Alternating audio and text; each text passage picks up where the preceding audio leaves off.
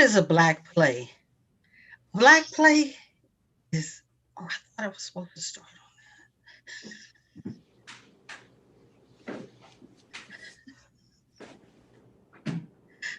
What is a All right. black play?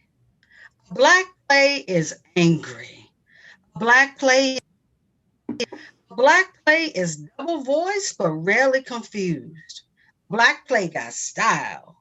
Black play is of the people, by the people, and for the people. Black play is smooth but not slick, heavy but not thick, can't be tamed, often does not comb his hair, wipes his mouth with the back of his black hand or with a linen napkin, whichever is more readily available. Black play is late. Black play is right on and right on time. A black play is deep. Black play is armed to the teeth. Black play bows to God and then rows the boat ashore. Black play makes it do if it got to. Fights, screams, sings, dreams, works it, talks in code, and tells it like it is all up in your face. Black play gives you five. Black play is robust and alive. Black play is in the house and looking good too. Black play is a bad mother effer. Black play does not exist. Every play is a black play. Say what? Black play is a white play when the lights go out. Black play is a white play when you read between the lines. A black play got his pictures on the wall of a local post office. Black play got his butt on death row for a crime it perhaps did not commit. Black play got his black butt in the white hand of the man. Black play keeps you up at night. Black play is awake. Black play gonna kick your ass. Black play has genitals that people think about long after the curtain comes down. A black play is running for president. Black play gotta get out the vote. Black play is a leader, but seldom an elected official. Black play as a child wondered, why is Jesse Owens won all them gold medals? How come a black man couldn't beat a white man in a presidential race? Black play is in the streets. Black play ain't no Negro. Black play is a nigger. Black play is buck wild. Black play is mixed. Black play is on Broadway, the great white way. Black play is not on Broadway, and furthermore, ain't studying no Broadway. Black play is coming soon to a theater near you. Black play got a fro. Black play know the no. Black play go toe to toe all the way out the door. Black play gonna burn the mother effer down Monday, Friday, and twice on the weekend. Black play is chronic. Black play takes into the account the posters have found that black folks don't attend the theater in numbers large enough to influence the selection of plays produced. Black play is very intellectual. Black play has studied, conducts discourse, and on certain days of the week can be found living in the big house of tradition. Black play got a mission. Black play dreams the impossible dream. Black play is such things on dreams are made of. Black play was the first black play ever to be written and will be the last black play standing. A black play takes shape just outside the reaches of your white understanding, no matter what your color, baby. Black play ain't for you. Black play ain't about you. Black play ain't integrated and don't want to be. Black play ain't playing. Black play knows when the audiences read it primarily through the rubric of race relations that those audiences are suffering from an acute attack of white narcissism. If you have a need to see yourself reflected in things that are not directly about you, you are one of the afflicted. Black play don't give a shit what you think. Black play knows all about the black hole and the great hole of history and ain't afraid to go there. Black play sometimes puts his foot in his mouth, but hell, a black play sometimes got mouths to feed and shoe leather tastes like chicken when you're hungry. Black play wants to know, Harriet, tell me to stay at. Black play fights the power. Black play wants to uplift race. Black play, this might set the race back 10 years. Black play is not political. The term don't even begin to approach its complexity, especially these days, though. Black play knows how to play the game. A black play is.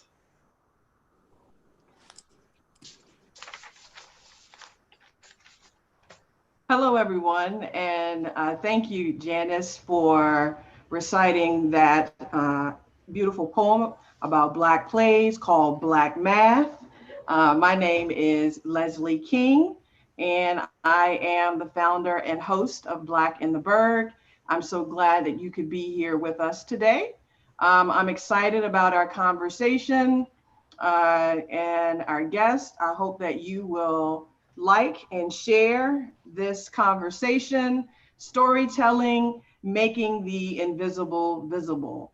And welcome everyone. As we go through this conversation, feel free to post your questions for our wonderful guest. So without further ado, I am going to introduce both of them. First we have Teresa Harris. Teresa Harris is a local playwright, author, and creative. And my next guest is Jennifer Petticolas, another local playwright extraordinaire, and also founder of JLP Productions. So thank you both for being with me today. I want to also just apologize to our audience for our delay. We had some technical difficulties, but we're here, right? And you're here with us. So I want to just go ahead and get the conversation started. Okay. So our conversation today, for those who don't know, we're focusing on local playwrights and giving them an opportunity to share their stories, their journeys. And I think this is going to be a lot of fun. At least I hope it's going to be fun. I think so. So first, my first question for both of you, Teresa and Jennifer, is tell me how you got started as a playwright. Tell me a little bit about your journey. What brought you to this place? And any one of you can start. Well, as far as I'm concerned, I've always written. I've always enjoyed writing. I started out writing poetry mostly, and but I felt like I was a avid Barbie doll collector, and my parents would always buy me Barbies when I was young, and I felt like just playing with my Barbies was not enough. I had to give them a backstory.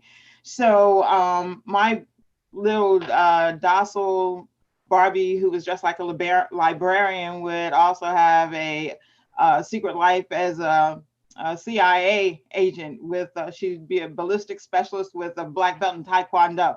Just being a Barbie, a fashionista was not enough. She had to have more of a story. And I guess that was a way of empowering her. Even at an early age, I felt that was important. So I started out doing that and just felt like everybody had a story. Even my Barbie had a story to tell. And so later, though, and much, much later in life, I started playwriting. And I kind of got into playwriting by accident.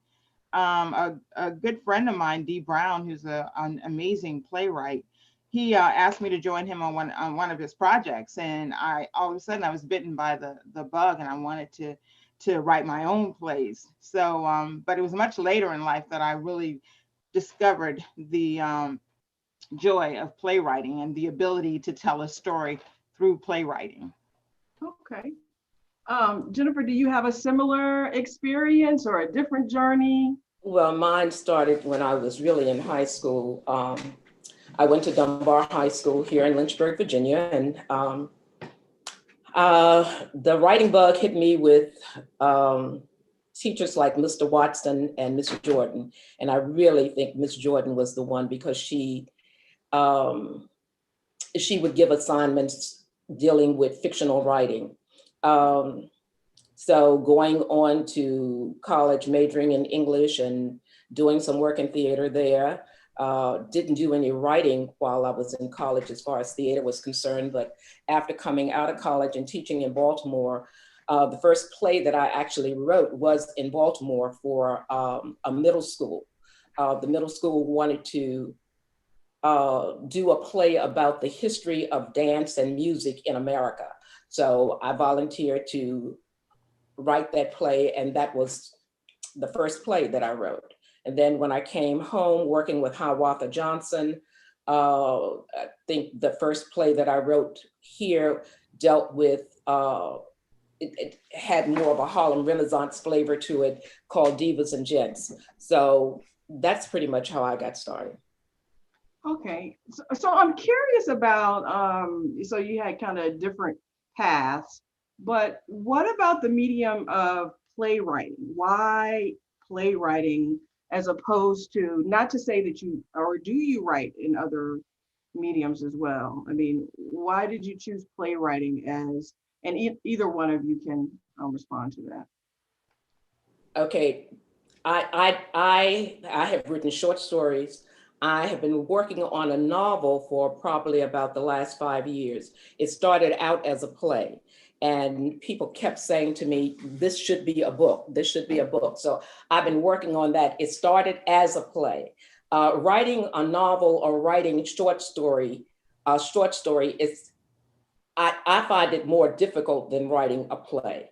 Of writing a play, even though you have to have your characters and you're thinking about character development and all of that, but with, even though you have it in your head as to how things are happening and how things look, some of that is left up to the director and to your audience, depending upon how it's presented on stage. So I find playwriting is a little easier, but if you're doing a good job and you're really developing your characters, it takes time. Sometimes it even takes research, depending upon what type of play you're writing. Teresa, I see you nodding your head there. What would you like to add? Yeah, definitely the research, and one of the things that I try to do is to write about things I know, or if I don't know, I definitely do a lot of research as far as choosing playwriting as a medium. Because like I said, I started out more or less writing poetry. Um, I began to realize that with playwriting, you do have, well, first of all, poetry I write for me. Playwriting, I write with an audience in mind. So I'm very conscious of what the message is that I want to give to my audience, what I want them to leave with. Of course, you can't control that, but so much. But I do try to keep in mind what the audience will take away from it. Hopefully they'll take something away. But I think with playwriting, you have the ability to deliver a message. And often that message, for me, that message is often something that would be difficult for people to digest in any other format. But with the vehicle of the play, they're there, they're captive, they're being entertained, as well as receiving a message that may be difficult for them to receive otherwise. And they can do it in a safe space. It's not confrontational, it's safe. So I found it to be just an excellent way to get your voice across, depending on what it is that you want, what message you want to deliver to your audience. Jennifer, do you take the same approach? I mean, from your perspective, when you are writing and crafting these characters, are you thinking, where is your audience in your deliberation or thinking or writing? So how do you think about them, or what is your primary kind of mode? Yeah, I think about the audience. Yes and no. Because if I always thought about the audience, I probably wouldn't write. Because if I'm thinking about how the audience is going to receive, or what is the audience going to think, and how are people going to react, I think that limits the writer. that really limits you, because then there is that fear of not putting out there sometimes the truths that really need to be put out there. And so when I'm writing with the idea of knowing that some of the stuff that I might write might not be received and at really the way that I would want it received. And there are plays that I have written that they were presented one way in Lynchburg, but presented another way somewhere else. So yeah, the audience is taken into consideration, but when the play is actually done. But when I'm writing, I am writing to get a message out, and it's going to be up to, if I'm the person who's directing it, and pretty much for everything that I've written, I've directed with the exception of one piece. So I know that I can craft it toward the audience that is being presented to. So what I present in Lynchburg might be different. That same piece might be different in DC. Okay. Same piece carrying the same message. So that in that way, as directing, yes, I do take the audience into consideration. But there are times, there's a piece that I started writing on George Floyd. There is no way that I'm going to take into consideration that some audience member might get up and walk out if they see a policeman with their knee on someone. There's a piece that I wrote called Fried Bologna Sandwich Kind of Day. When I wrote that piece, it dealt with a black man on the down low. I knew that Lynchburg was not going to take it the same way that DC took it. Now Lynchburg, we stepped over some lines here in Lynchburg presenting that little piece, but in DC, we carried it all the way. We carried it all the way. So it's, I think in the directing is not so much in the writing, but in directing is where I will take into consideration of the audience. Because if I took the audience into consideration for writing, I probably wouldn't write. Okay, and that makes sense. I wonder, Teresa, you've also directed, correct? Yes. Have you directed some of your plays? Oh yeah. So it sounds like it's more in the performance itself, and the direct, and the audience is where you kind of think more closely. But this conversation around audience, it was a question that I was going to pose, leads me to, Toni Morrison and the white gaze, right? And centering Black characters, Black themes that speak to our community. And I wonder if you wrestle with removing the white gaze from your writing, or, have you been asked, why do you only create plays that with Black characters, Black themes? I'm curious about that. Not really, because of the kind of writing I've been doing. I hope to expand a little more on the types of writing that I do. I pretty much do historical vignettes and plays. So it's not really a question about what the character, what color, the race of the characters, because Malcolm X is Black, Martin Luther King is Black. So there's not, and I work with Poplar Forest. We recreate, or we give voice to the enslaved community. They're Black. So I don't run into that very much. What I have run into, and it's interesting that Jennifer spoke about the differences between what type of production you put on in Lynchburg versus what type of production you put on somewhere else, because it is different. I've had to modify some things. I've worked at Liberty University, and I presented a rather controversial play. It was about Martin Luther King and the last year of his life. And I was surprised they did not have any problem with the dialogue within the play, which I thought they would, because I had to run it by them first. The thing that they did take issue was the title, and the title was Black Lives Matter in remembrance of MLK. They insisted, in order for me to produce the play there, that I remove the Black Lives Matter from the title. We came up with a title that was mutually agreeable, but I did feel some kind of way about having to censor that. But I wanted to produce this play at LU because I think it was important for them to hear it. And it was somewhat controversial. I accused J. Edgar Hoover of conspiring to kill Martin Luther King.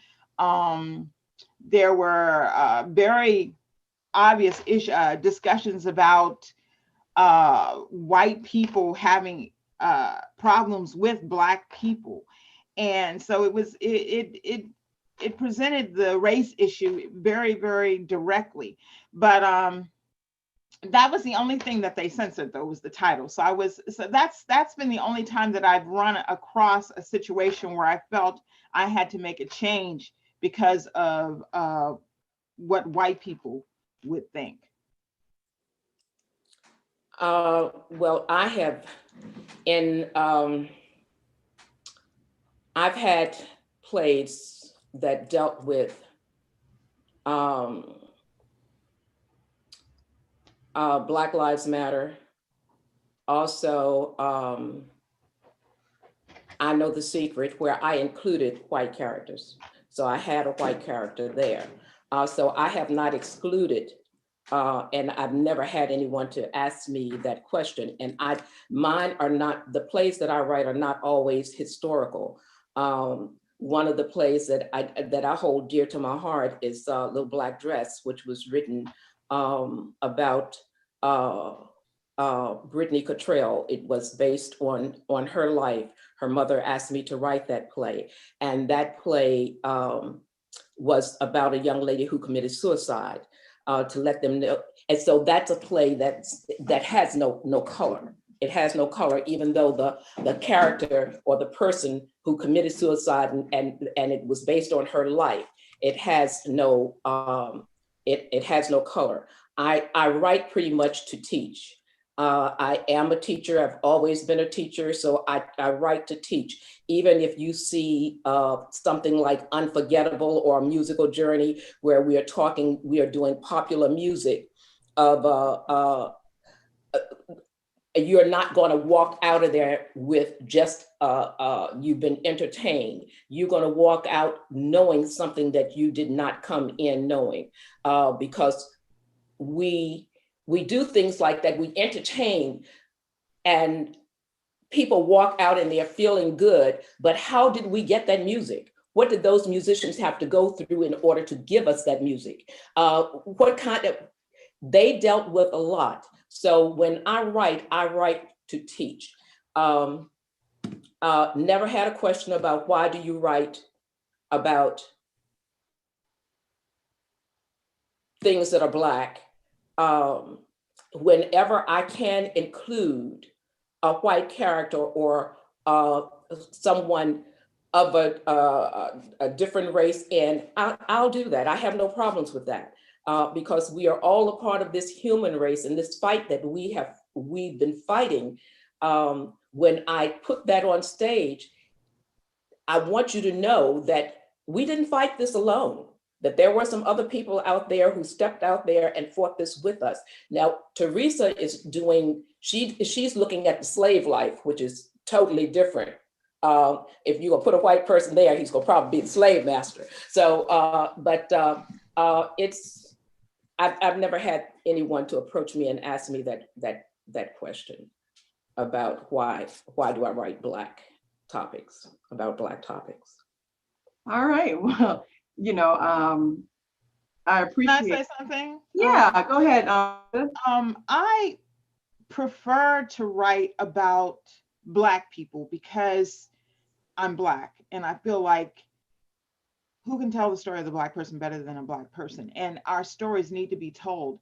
There's so much. I mean, there are plenty of people who can write about white people. Now, if it makes sense in the story to have a white person in it, and which, like like I said earlier, I do write for Poplar Forest, and we do have stories that talk about overseers who were on the plantation, and so if it makes sense to include a white person, but my story is 9 times out of 10, my stories are going to 9.5 times out of 10, my stories are going to start out being about Black people. Like I said, if it makes sense for a white person to be in there, I will do that. But I want to tell the Black story. Okay. Thank you. And, I think the idea is when that question was posed to her, it's the idea that focusing on Black stories, Black culture is limiting rather than seeing the vastness and the depth of those stories. Thank you for that. So I'm wondering about your process in choosing a particular play. I know that, Jennifer, you talked about you want to teach. And I wonder what you go through, in the creative process. How do you decide? It sounds like, some social issues or things that are going on now, as you talked about with George Floyd, or when you're asked, to create a play. And I wonder, Teresa or Jennifer, how do you choose a play to either write or recreate? So what's the process there for you? Sometimes for me, it's not my choice. Sunday's Child was about Dr. Johnson, who trained Arthur Ashe. I was commissioned to do that. A Little Black Dress, although I was not commissioned, but I felt that was a message that needed to be out there. That there is, first of all, that Black people do commit suicide. And secondly, that there is hope, there's help out there. The other thing is, my friends will tell you that you don't talk around me if you don't want to hear it again. So usually there's a play that I wrote. It started out as a secondhand furniture store. It was called Secondhand Furniture Store. Then I pulled pieces out there to do monologues, but it was on domestic abuse. And that topic came into my mind after sitting around listening to women. And actually, when I was at Glass, had a student come in who had been abused by her boyfriend. So just listening to those stories of women. So 9 times out of 10, whatever I write, if it's fictional, there is some truth in it. Menopausal Still Grooving. It's Black women who have gone through menopause, and we don't talk about those things as women. We'll sit around, and when we came together for that play, we shared. There were things that we shared, but a lot of those stories were real stories. But they were, oh, I've gone through that, or I didn't know. So it's a learning process for sometimes for me when I'm doing the research.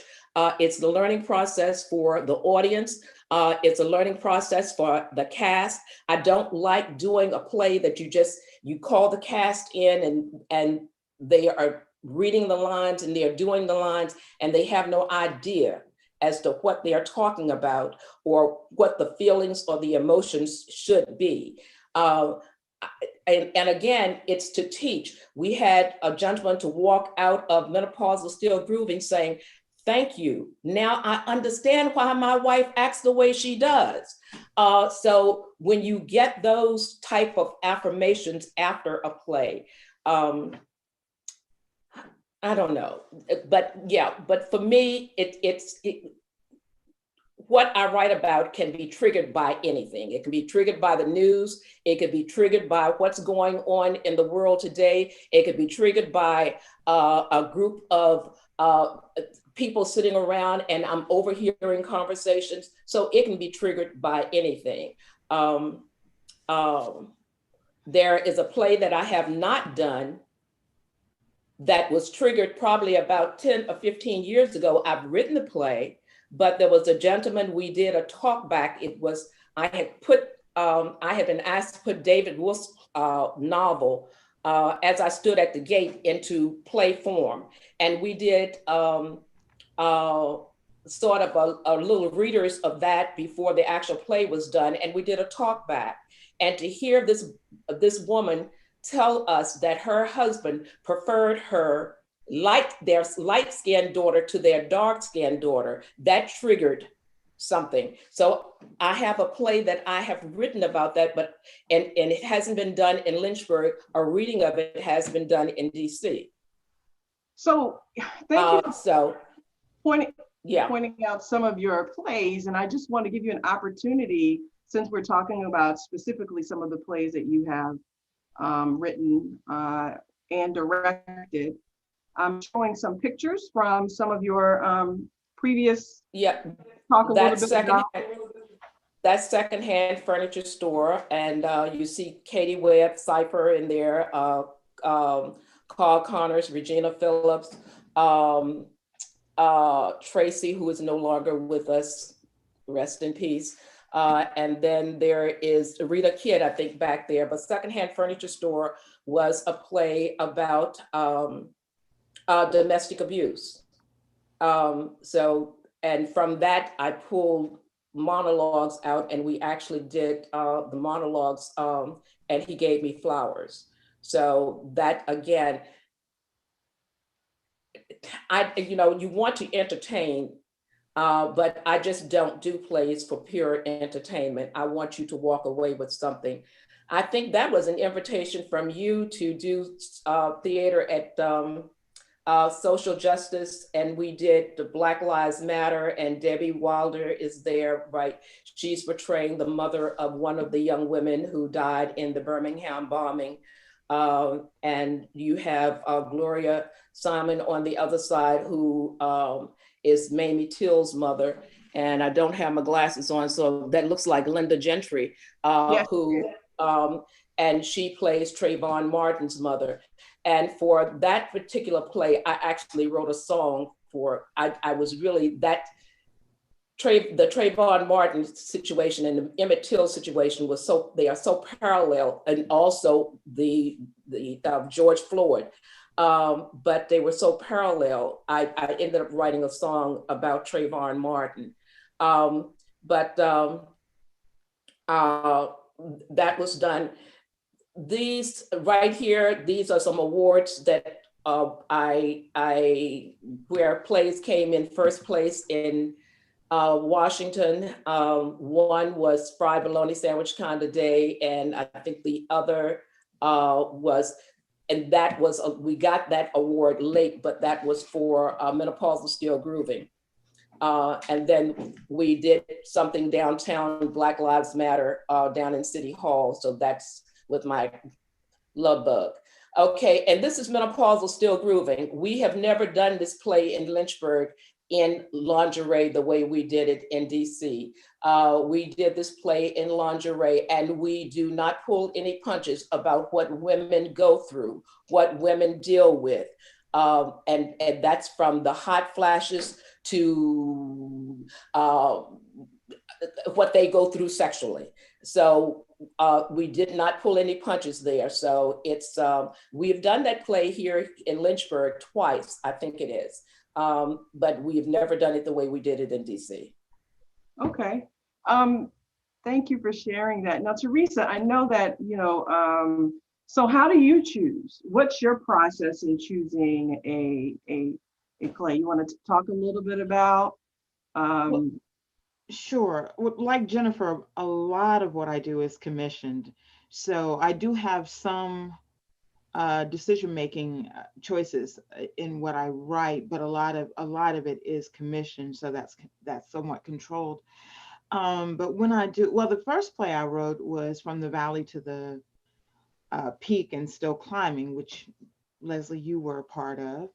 And the reason that was the female counterpart to Climb the Mountaintop When There's No Where Left to Walk, which was written by Dee Brown. But I felt it was important that we tell, yes, it was important that we tell the female story. So we cover from slavery to present day, which includes the 70s, the Black Power. The Black Power movement. I dealt with illiteracy and during Reconstruction, and the fight to be educated, and how that was dangerous to even try to attempt to read. So it was an empowering play, showing how four women covering several decades had risen above their situation and had been strong, and your situation, or no, I think one of the other, the 1970s, the Black Power, I think that one dealt with domestic violence. We dealt with the power struggle between a Black man and a Black woman, and how that, and it all is interconnected. It starts back in slavery, and a lot of the things that happened to us in slavery, we still carry with us. And that was the point that I was trying to make, that generate a lot of what we experience is generational, and also how we have, as a race and as women, have to overcome that.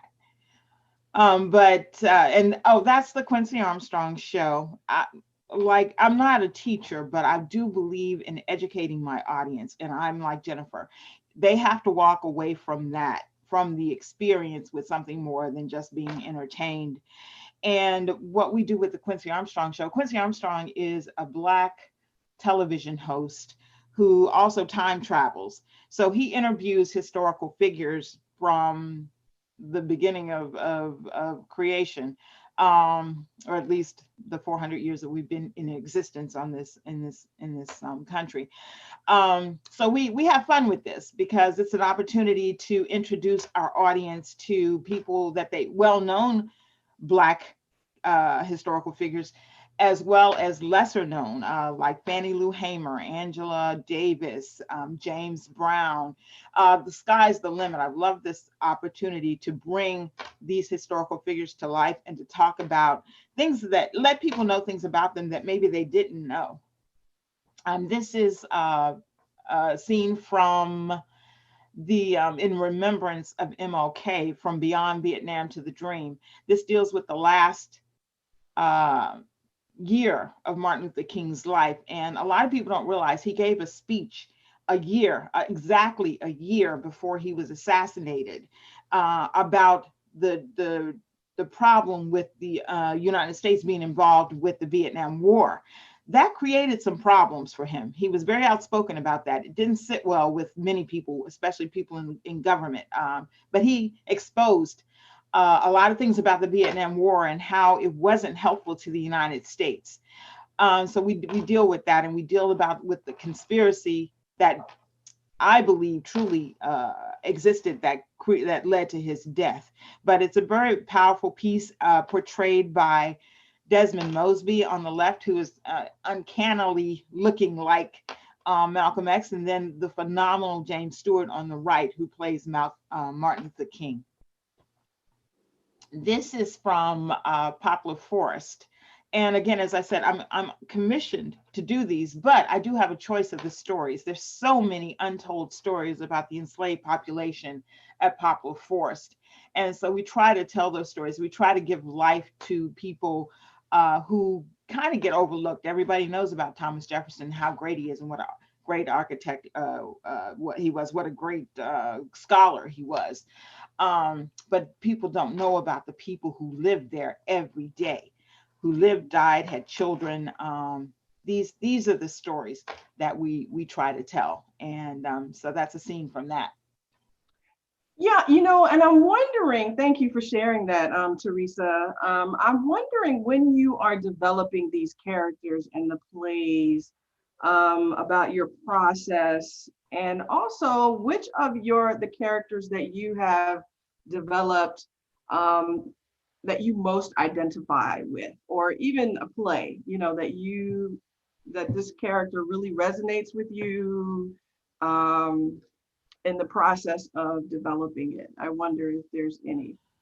I think that would probably be the first play that I did, because I think of all the plays that I've written, I probably put more of myself into that play. And like I said, we covered slavery up through present day. The woman, the character that was enslaved, was a woman who was caught between two worlds. She was caught between being a slave, but also trying to maneuver uh, with someone. She was involved with someone who had a child by a white slave owner, and so she knew that there were certain things that she had to do in order to survive, in order for her child to survive.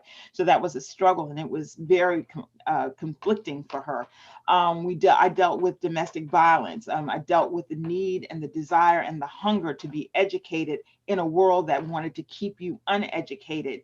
So I think and then the present day was the empowered woman, who still had some struggles with being powerful and being a Black woman, and the pitfalls that she encountered, the things that people tried to do to hinder her.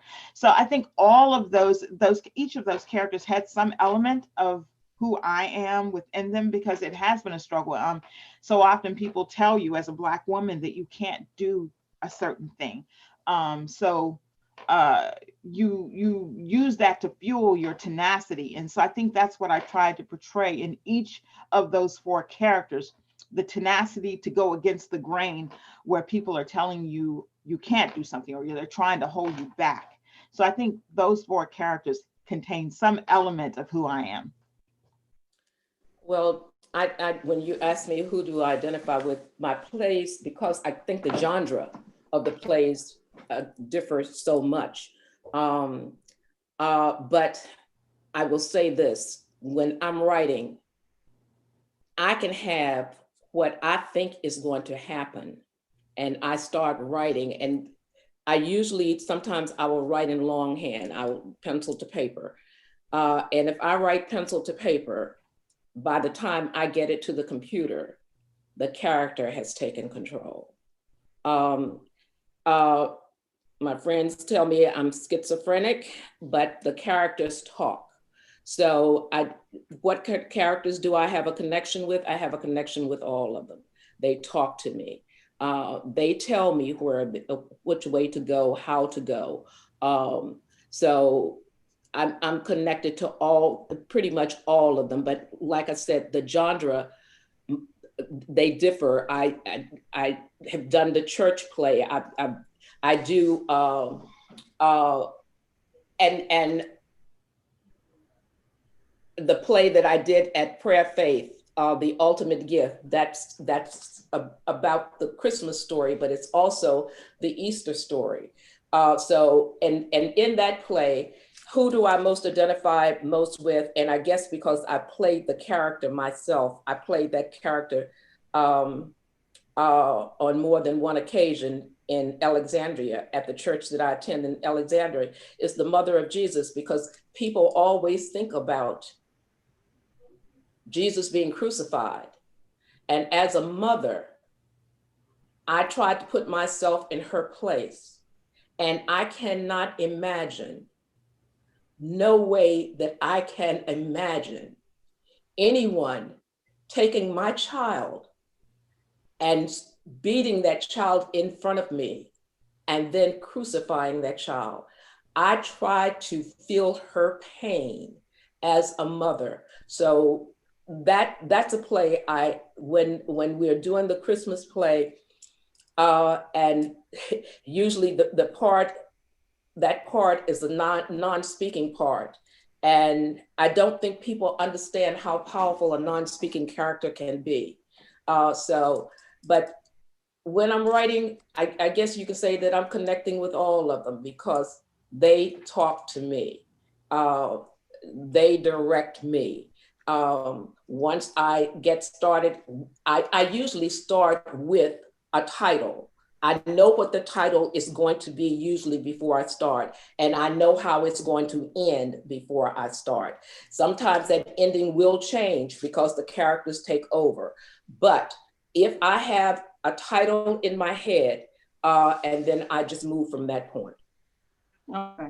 So I wonder, when you say that, do you also have difficulty disconnecting from the characters once you get that involved with their development? Or, Was Sometimes yes, sometimes no. I I I spend a lot of time with my laptop in bed, and people don't like to hear me say that I have my laptop in bed, and especially during the time that we are actually doing a performance, because I don't think that any play, I don't care who the playwright is, even August Wilson. When August Wilson started, and that's another thing, and I'll get to that in a very few minutes, but August Wilson, when he started with a play, a new play, it's so long, he has to read it, he has a critique, and he will cut it down. But it's I don't know. My mind is going in too many different directions, but the characters and the play itself, it changes, it evolves. It's always a living document. There is no such thing in my eyes as perfection. And I think the only reason that some plays are not changed is because they've been published. Once they're published and they're out there, the playwright won't change it. But when I'm writing something, it might change even after I've given it to the cast. They will probably have 10, 15, 20 changes before we actually get to the production. The other thought that was going through my head is when I am stuck for ideas, I travel. I go to Winston-Salem to the National Black Theater Festival. I go to DC to the Theater Festival. I go to New York, and you look for ideas and you steal ideas, and things that, because there is great theater here in Lynchburg, but there is great theater with other ideas in other places. So I just don't want my thoughts and my ideas to be limited. I want to go out there and see what other people are doing. And I'll tell you, I'll be a thief in a minute. I'm not gonna plagiarize, but I will be a thief in a minute. It's the play of Sunday's Child. When I went to see Fela on Broadway, and I saw that picture of Fela's mother hanging there, and then when I looked and her face moved, and I went, oh, that's a portrait, and it moved. I said, I'm going to use that somewhere. I need to be able to have a photograph that I can morph. So when we did Sunday's Child, anyone paying attention at the end, when you saw Dr. Johnson's photo up there, it went, a smile came up over his face. And I let his daughter know before we actually did that, because I didn't want her to freak out in the theater, because I freaked when I saw Fela's mother. So that's what I mean by going to steal ideas. You see different techniques used, and you just. So I wonder, with that, because I see that Teresa is nodding her head, if she has a similar, kind of experience in terms of the research that goes in and, traveling, or, the process, especially since a lot of, your plays have a historical piece to them. So Teresa, I don't know if you wanted to add anything to that. Well, I was going to answer one of your questions about the ability to disconnect with a character, because I do take on I do take on my characters, or they become a part of me as well. In fact, sometimes after I've written a piece, I will look at a passage or something and I'll think, I wrote that? Because it's like, I'm like, where did that come from? And so there's something, when you get immersed in what you're writing, something takes over. It really does. And it's not just you writing, it's something else that's taken over. But I feel again, I agree with Jennifer in that it's never really perfected. You can always, and I go through and I rewrite, and I do the same thing. I make my cast angry sometimes, because they will have like 3 or 4 different versions of the same piece, because I've changed it. But I think I do get a feeling though, because I'll keep working with a piece, but there's a feeling of contentment that comes over me when I feel like I've got it to where it needs to be at that point. and I'll just, I'll just feel, it just feels right. And until I get that sense of peace with the work, I'm still at it. Um, you had asked something else, Well, I Leslie? was just wondering about the research portion of it, because often not everyone, understands the process, Oh, everything that really goes into making this performance happen, right? So it's the practices, it's the rehearsal, it's the writing, it's the research. I mean, it is really labor intensive, right? What I love about what I do, yes, the research is critical because I want to come from a place of authenticity. I won't get it right every time, but I want to get it as close to right, because I don't want anybody in the audience. And again, you can't control the audience, but I don't want anybody saying, "But that's not right." I may not get it right, but I'm going to get it as close to right as possible. And the thing that I love about the people that I work with, my cast, is that they will take, once they get a role, they will take that role. And if there's research to be done, well, no matter what it is, they will do some research. If it's on domestic violence, if it's on a particular figure like Fannie Lou Hamer or whomever, they will do the research on that person. Coretta Scott King, one of the actresses who played her, she watched videos of Coretta Scott King giving an interview, and she noticed that, I think it was blinking. She noticed that Coretta Scott King blinked a lot. And so she tried to recreate that. She wanted to recreate her mannerisms. And so she did they do a lot of research so that they can get it as close to right as possible. And that's why what I love about working with the people that I work with, because they're not just there reading lines. They are capturing the essence of the people that they are portraying. Okay. I want to say something about that, and I'm glad you brought up, and it should have been said probably. I don't think people understand, Leslie, what you said.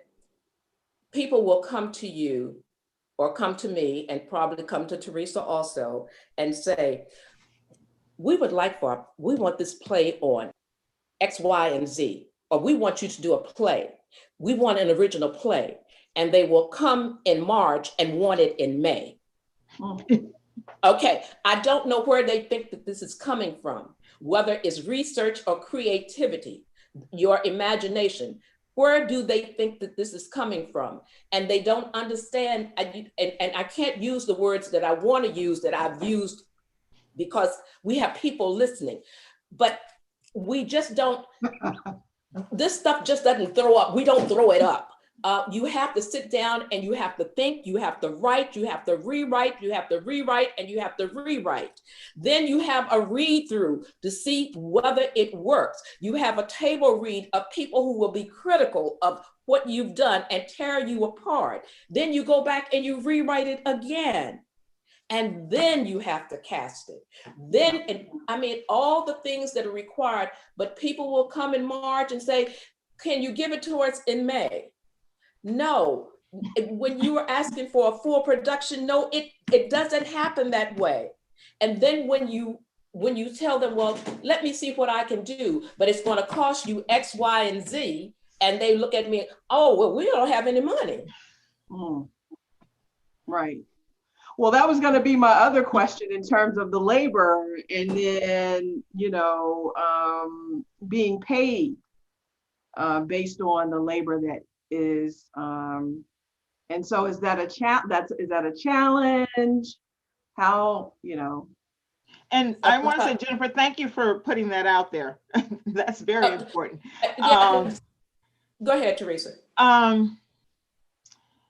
It depends. I think in general with community theater here in Lynchburg, I don't think actors get paid. Technical people probably get paid, like the director, stage manager, sound person, but actors pretty much is volunteer. But it has exceptions depending on who's sponsoring the production. There are some productions where everybody got paid, and that's great, but it doesn't always happen. Okay. Yeah. So which leads me to another kind of question, just in general about, when did you own the fact that you are a writer, right? When did you kind of say, to yourself, I am a writer and I embody this thing as a writer. I still don't consider myself to be a writer. I do it and I know that I'm writing, but and it's been acknowledged, and I've been paid for it. Um, but there is just something that's, you know, I know that I think maybe if I was a writer in the true sense of writing, I probably would have been through with this novel that I've been writing for the last 5 years. Because I look at the writer as being that dedicated person who gets up and they have this amount of hours a day that they allot for writing, because that's exactly what they do. To me, this is a hobby. It's a hobby for me. It's a hobby that I really enjoy. It's not something that I can, I guess if I was serious about it, I could make a living off of it, but not in this area, but I could make a living off of it. But it's a hobby. And maybe if I had listened to my college dean, that's probably what I would be doing. Because when I went to say that I wanted to major in English, he said, "Are you sure you don't want to do theater?" So he saw something in me that I did not see in myself. So, but Yeah. yeah. Oh, it's a kind of you do the work, but not necessarily fully embrace, because it sounds like you have this idea of what a writer does. Mm-hmm. It doesn't necessarily reflect your process. Yeah, And right. yeah. So Teresa, what about you? When did you, or do you see yourself as? I kind of struggle with that because, you know, sometimes when people like when you introduce when I'm introduced or whatever, people say playwright, and it feels weird. It feels weird. I have to agree with Jennifer again. I want to do this full time. I want to make a living. I want to be able to make a living off of this. Again, you're not going to probably not going to be able to do it in Lynchburg, but maybe if I can get that, I don't know, get that play on Broadway or something, I'll consider myself a playwright. I think it's just I think there's a level of modesty within me that is not ready to own that completely yet, because I'm not necessarily where I want to be. I don't know, and maybe this sounds vain, but I think once a lot of people know you for this, for doing this, I'm not just in Lynchburg, I'm talking about everywhere, maybe then I will feel like it's a valid title. But right now I feel like I'm growing as a playwright. I still got a lot to learn. I've written probably at least 7 or 8 plays, and just recently I took a playwriting class, and I've taken creative writing classes. So I don't think I feel like I'm really there yet. Okay. All right. Well, thank you for sharing. I mean, it's really interesting to hear that, especially given, the work that you have done and the productions that you have created. So I'm going to just pose kind of this question about, the we I know we're a few minutes over because we kind of started late. I hope we're okay here. We still have some people who are tuned in. And I had it for 7:15. So this idea around storytelling and what storytelling does for us, as an art form. But the name of our conversation is storytelling, making the invisible visible. And I wonder if you could each share how you do that with your writing or your directing, in the process of creating these plays. And any one of you can go. Well, again, I am I write for Poplar Forest, for example, and I've done an Old City Cemetery. I think Jennifer's worked with Old City Cemetery as well. Um, the enslaved, like I said earlier, the enslaved population, nobody knew about. They really didn't think about that. I think people, maybe, I don't know, if people even knew it was an actual working plantation at some point. But these stories were not told. And I didn't think about Poplar Forest when I was growing up. It was not something I thought about. So I think I'm really proud of the fact that we've been able to bring these people to life, to give some humanity to the people that live there, and let people know these were really these people who lived, that had lives, had children. Um, that this was this these people live there. Same thing with Old City Cemetery. I recently did a suffragette story about two black women who were two of the first three black women to vote in Lynchburg, or to register to vote. Never knew it. I lived on Taylor Street, grew up just a few blocks from where these women lived, never knew anything about them. So, and these women were, they were prominent in the Lynchburg community. They not only were the first women to, first black women to register to vote, but they also, one of them started Whole House. One of them worked for the NAACP. These people, they were active in the community, but never knew anything about them. And there's so many of those stories that need to be told. So I think it's very important that we tell, especially the local stories, because our young people don't know about the people that have made helped make Lynchburg what it is. I also want to tell the story of Fifth Street, because there was so much going on Fifth Street in the Timber Hill area. There's stories that need to be told. So I think it's important, and doing it in this format is a way of getting those stories out there. Uh, the Making the Invisible Visible, and I really like the title because it's one of those things that I think about Ralph Ellison, The Invisible Man. As a people, we have been invisible. And our struggles, even though they are there, sometimes they are invisible to people.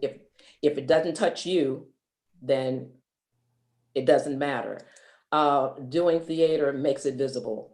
Putting it on stage makes it visible. Whether it's about our history, whether it's about health. There's a play that I was writing called Sugar that I think I will pick up again. It deals with a married couple, and the husband is diabetic, and he's also he has high blood pressure. And what does that do to a marriage? People are not going to talk about that, but someone talked to me about what she was going through, and these are health problems that we as Black people have, and we don't do anything. We need to. It's not just our history, but it's our health, it's our mental health, it's our what we go through socially. We need to make it visible on stage to say it's okay to talk about it. It sometimes it gives you permission to talk about it, because I can talk about it because it's not me, but it's those people on stage. So it's something that's really important to me, and I guess I saw it more in teaching than I do. I see it in theater, but I saw it in teaching.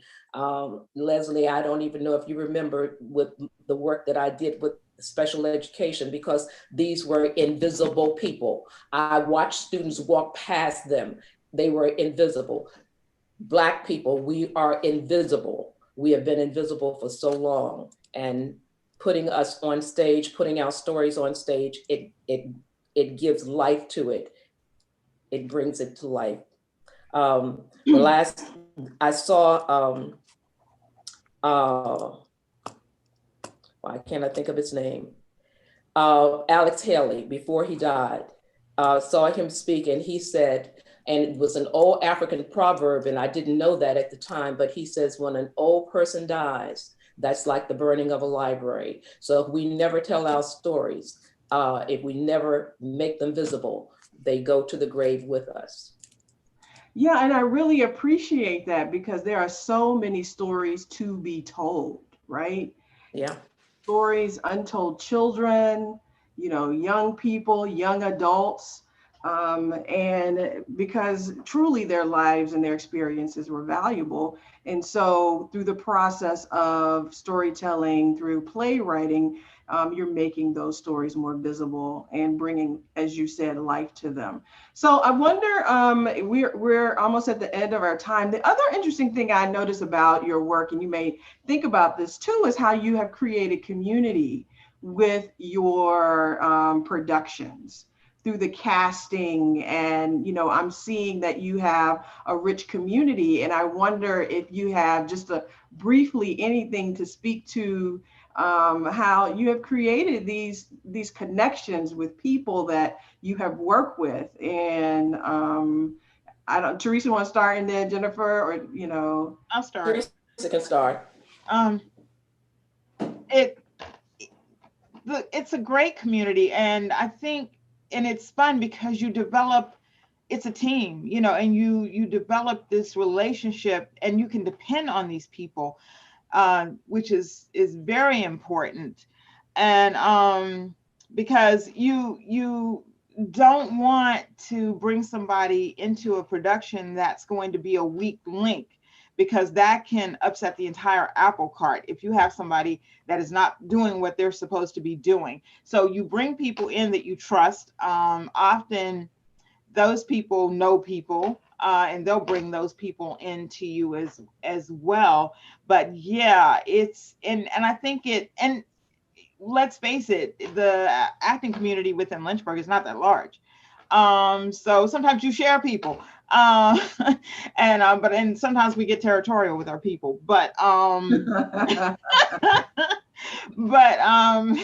that's a long story. But but anyway, it's nothing like having those people, because you got to depend on these people. These people got to show up. They got to learn their lines.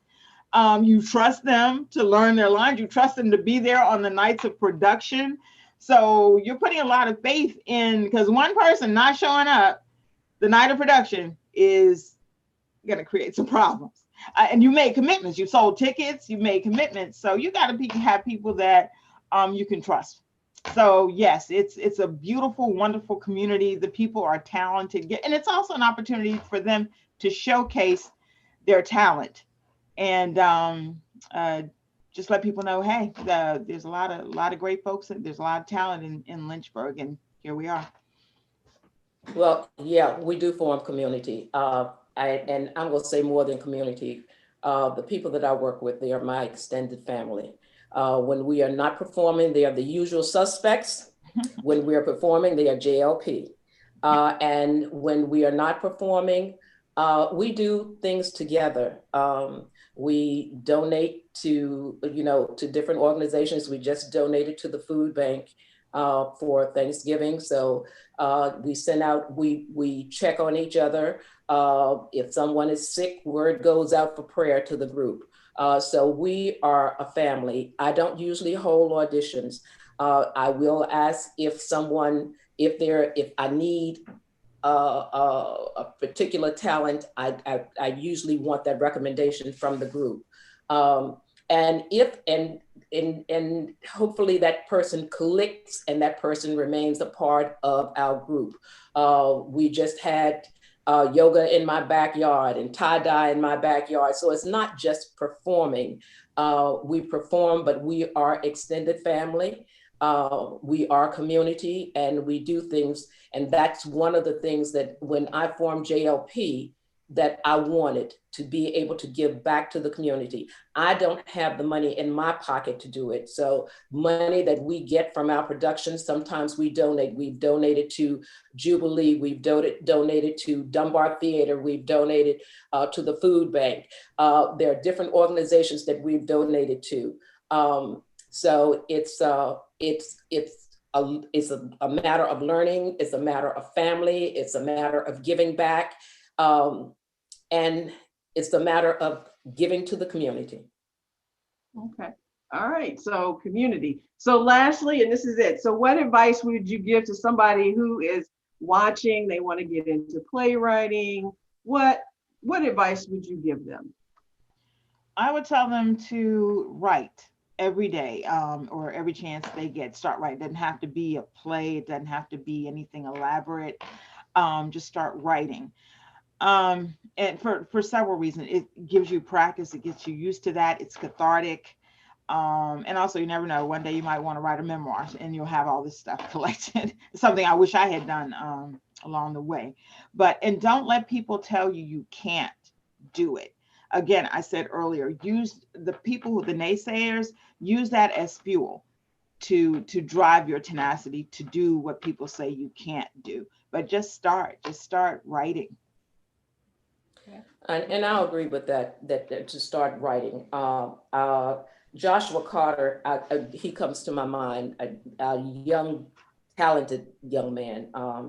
And knowing that he was so interested in theater, my recommendation to him was go to the National Black Theater Festival, and had the opportunity to get him there. And a friend of mine had gotten an Airbnb, and he said, well, if you want to invite him down, he has a place to stay for free. And he got to attend workshops. So I'll say attend workshops. He got to attend a workshop from Vera Katz, who was the teacher of Anthony Anderson and what's her name, Felicia Rashad.